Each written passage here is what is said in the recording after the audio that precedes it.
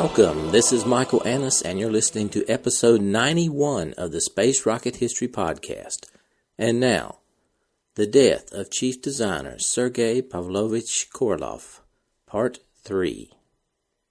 The actual circumstances of Sergei Korolev's death remain somewhat uncertain. In December of 1965, he was supposedly diagnosed with a bleeding polyp in his large intestine. He entered the hospital on January 5, 1966 for routine surgery. He died 9 days later. The Soviet Union officially stated that he had what turned out to be a large cancerous tumor in his abdomen. But his chief rival, Valentin Glushko, later reported that he actually died due to a poorly performed operation for hemorrhoids. Another version states that the operation was going well and no one was predicting any complications. However, suddenly during the operation, Korolev started to bleed. Doctors tried to provide intubation for him to allow him to breathe freely, but his jaws, which were injured during his time in the Gulag, did not heal properly and impeded the installation of the breathing tube, and Korolev died without regaining consciousness. On this episode, I'm going to present the Boris Chertok version of Korolev's death. You may recall from previous episodes, Chertok was a prominent Soviet rocket designer.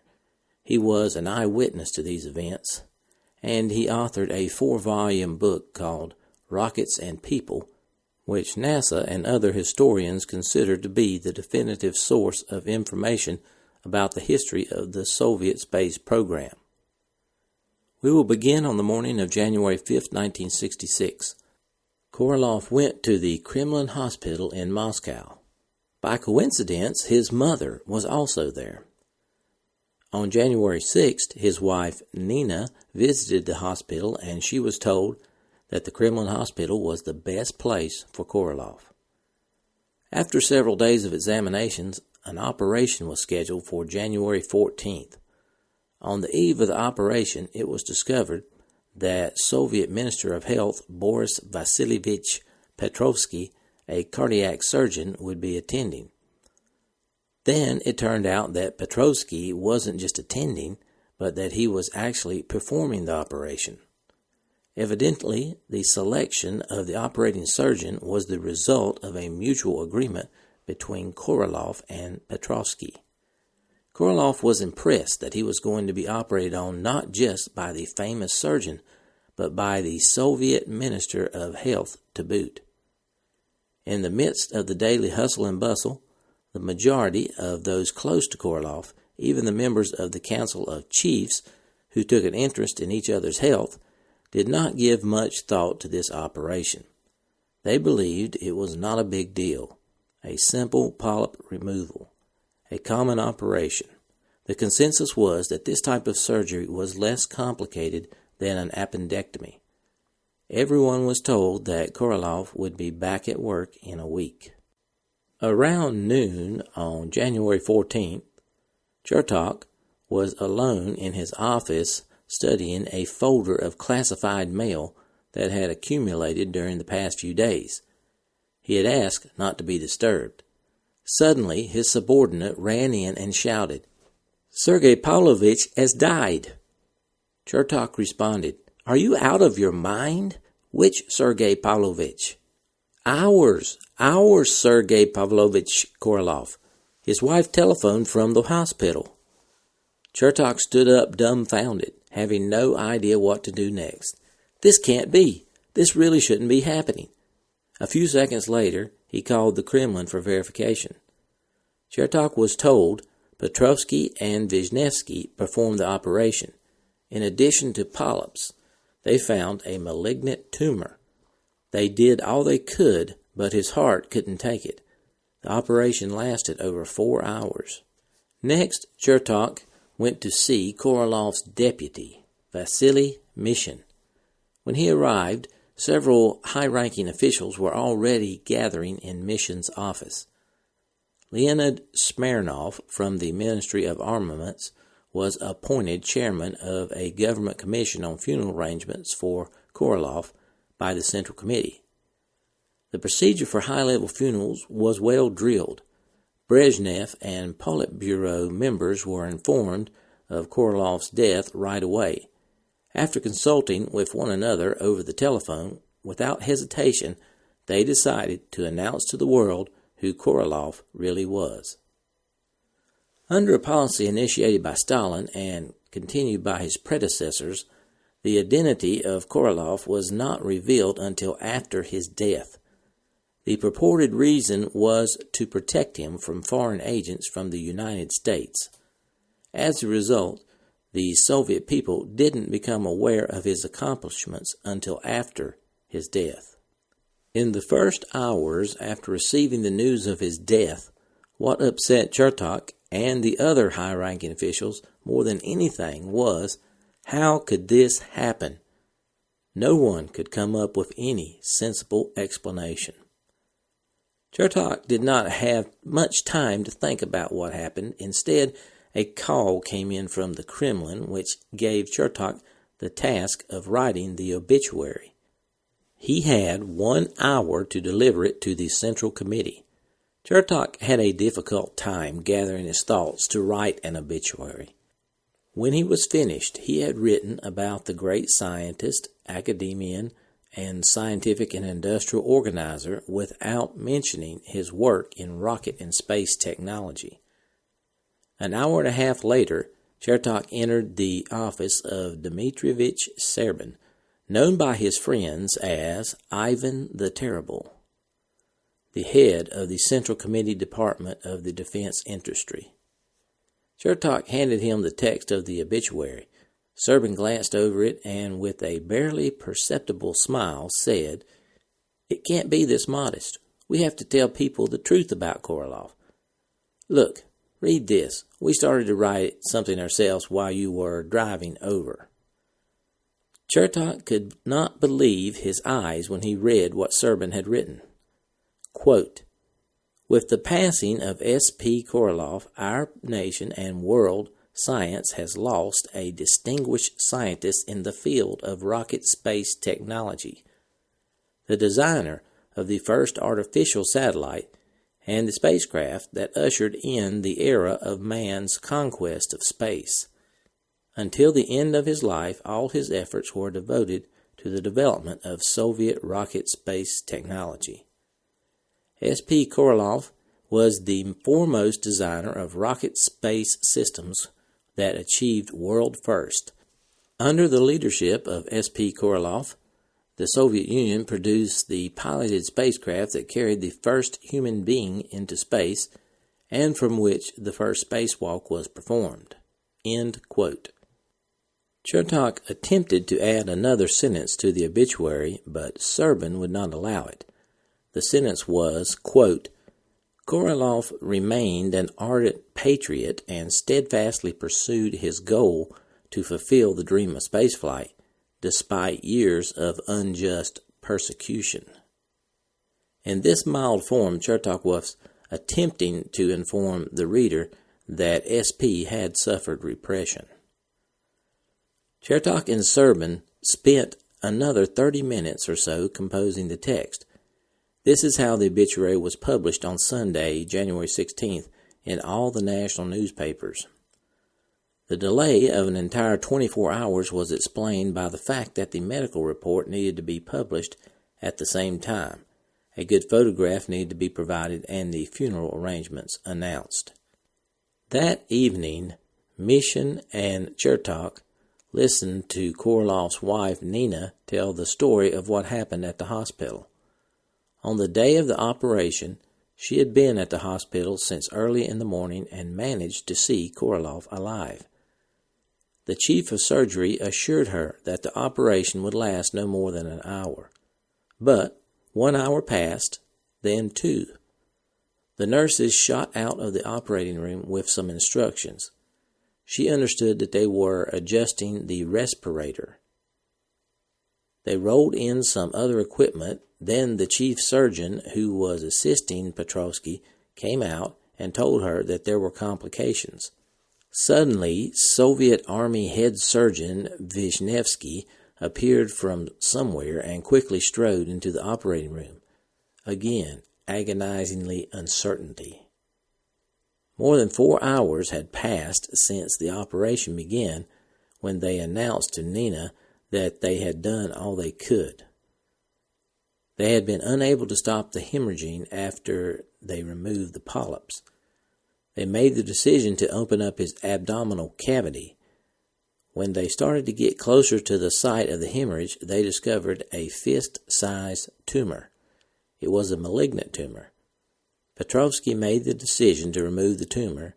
In so doing, they removed part of his rectum. They would have to take out the remaining part through the abdomen. In the end, cardiac failure developed very rapidly. It turned out that for a long time they had been unable to insert the respirator tube into Korolov's trachea. They didn't tell Nina the whole truth. At that time, she was in no condition to grasp everything, much less pass it on to us. There was some controversy about who was to blame for the tragedy. Some felt it would have been better if the operation had been performed by a specialist surgeon rather than by the Minister of Health. But Korolev would almost certainly have died anyway. The years of hardship in Stalin's gulags had taken their toll on his health. His heart had been weakened. Korolev's body was taken to the Great Hall of Columns of the House of Unions, where it lay in state on a high pedestal covered with flowers as crowds of mourners filed past to pay their respects. The hall's white marble columns were draped with red and black ribbons. Symphonies by Tchaikovsky and Beethoven filled the air. But why did all the people come to see someone they just heard about within the last couple of days? Chertok believed it was because a particle of truth had finally been revealed to the people. They had finally been told who deserved the tribute for human civilization's greatest triumph. There was a general sense of being party to a partially divulged secret. Korolev might be dead, but at least one could catch a glimpse of him. There was a shared grief and a shared pride. It was late in coming, but the people had been given the opportunity to pay tribute to the great Korolev for his great achievements. It was as if everyone who passed by the casket brushed up against these historic achievements. Finally, the name of the chief designer was acknowledged, and there was a military parade in his honor in Red Square. Brezhnev gave a speech in which he said our country had lost its most outstanding son, who had survived repression and gone on to perform work of the very highest importance. Yuri Gagarin talked of how the Cosmonaut Corps had lost its father figure. Gagarin said, "The name of Sergey Pavlovich is synonymous with one entire chapter of the history of mankind. The first flight of an artificial Earth satellite, the first flight by the moon, the first flight by a human being in space, and the first free walk in space of a human being."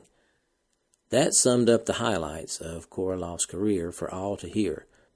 From the columned hall, Korolev's body was taken for cremation. Brezhnev, Gagarin, Leonov, and other Soviet officials then took turns to carry his ashes to their place of burial in the Kremlin wall. There was a feeling of dread as well as loss throughout the Soviet Union when Korolev died. People understood that they had lost someone of great importance to their country. Although Sergey Pavlovich had never sought public recognition during his life, because he did not want it to interfere with his work, when he died, the great secrecy surrounding his identity was finally abandoned. The death of the chief designer was an immense loss to the Soviet space program. His deputy, Vasily Mishin, who had worked brilliantly with Korolev, succeeded him. But without Korolev, mission was lost. He was a very good engineer, but he had his weak points, one of which was he drank. He was also hesitant, poor at making decisions, and reluctant to take risk. This was to cost the Soviet program dearly. Compared to Korolev, Mission was bad at managing relations with the cosmonaut corps, too. When he took over as leader of the lunar program, a great rift developed between those who had been recruited at the beginning, which were all military men, fighter pilots like Gagarin and Leonov, and those recruited subsequently, mainly of whom were civilians.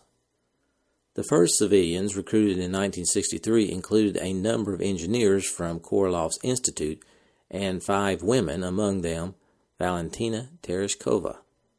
A second group of civilians who joined the following year included engineers from the OKB-1, such as Valery Kubasov, Konstantin Feoktistok, and Oleg Makarov, recruited so that engineers could see firsthand the physical demands of the spacecraft being built.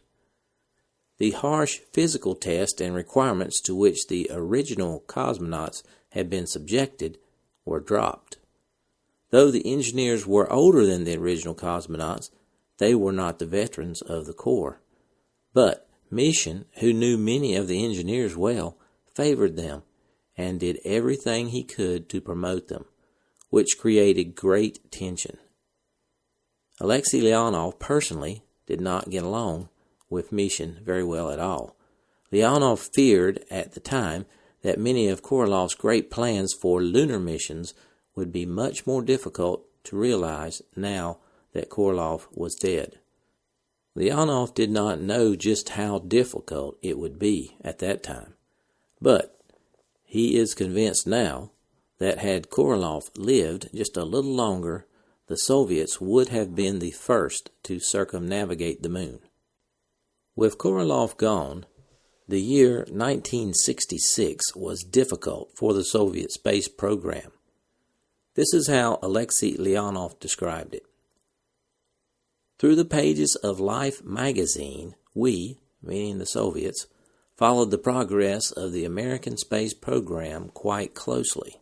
It was clear that each successive Gemini mission had taken the Americans closer to the first launch of their latest spacecraft, Apollo, and closer to the goal of a moon landing.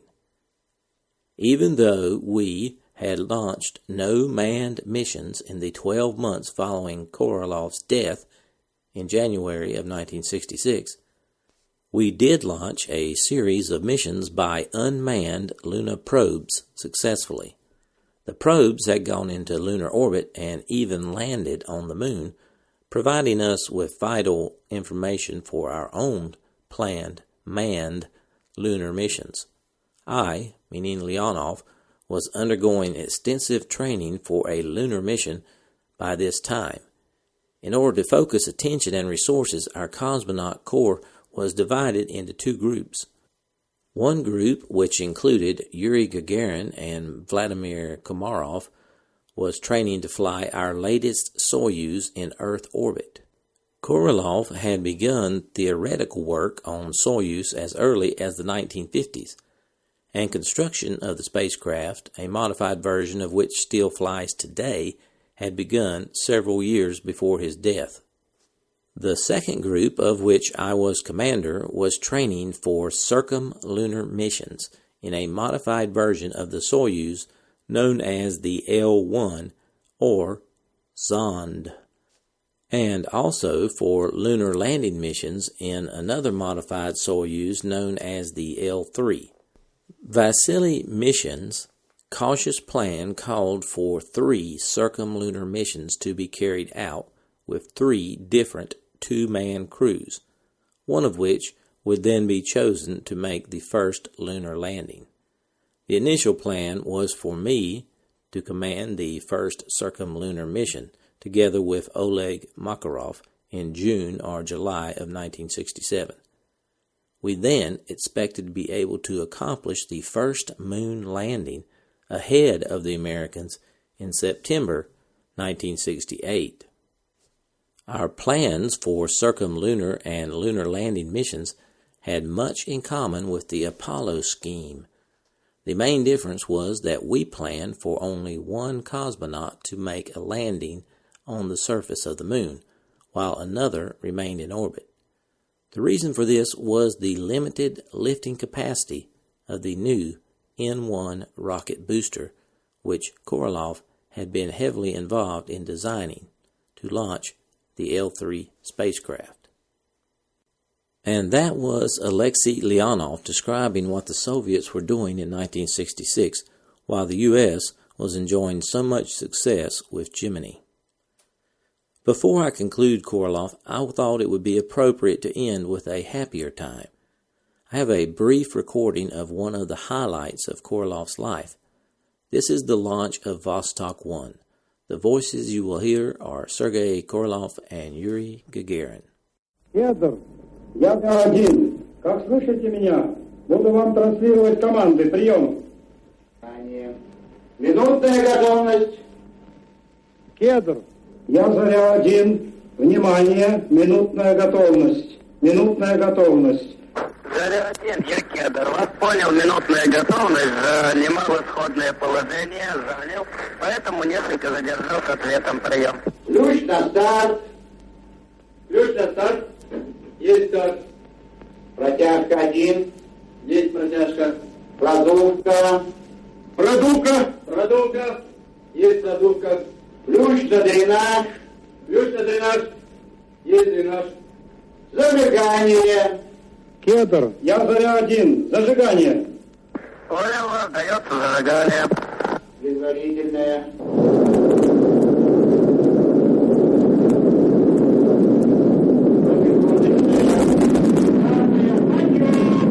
Желаю вам доброго полета. Я Заря-1. Мы все желаем вам доброго полета. Все нормально.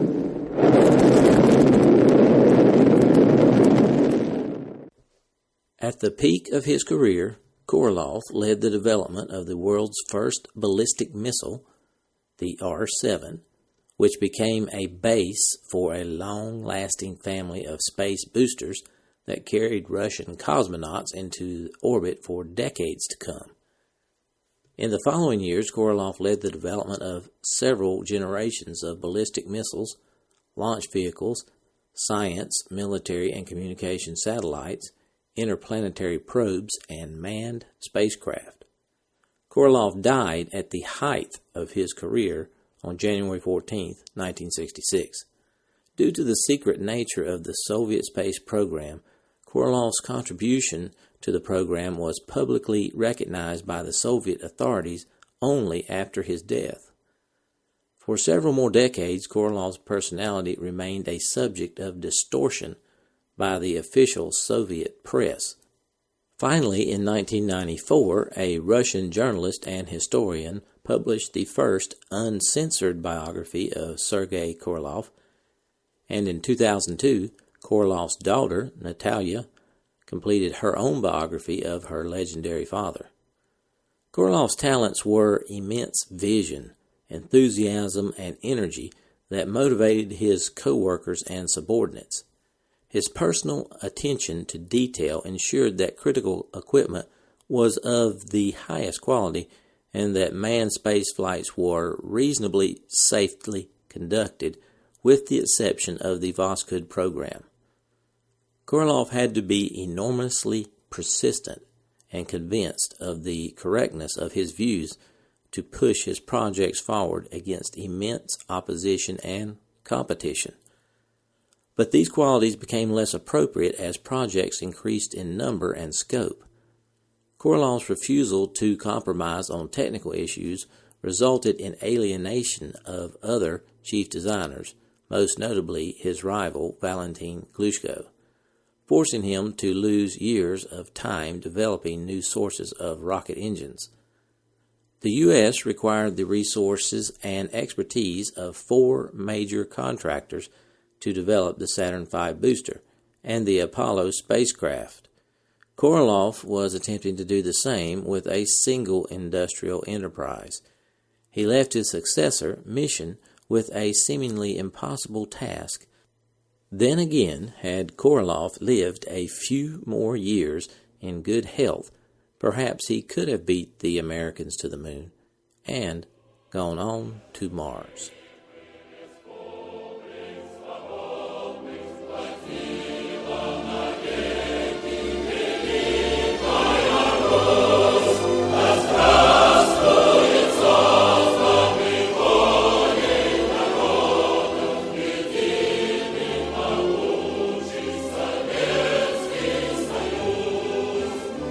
Thanks for listening to this archive episode of the Space Rocket History Podcast. If you are financially able, please support the podcast by going to the homepage, spacerockethistory.com, and clicking on the orange donate button or the Patreon link. Thanks.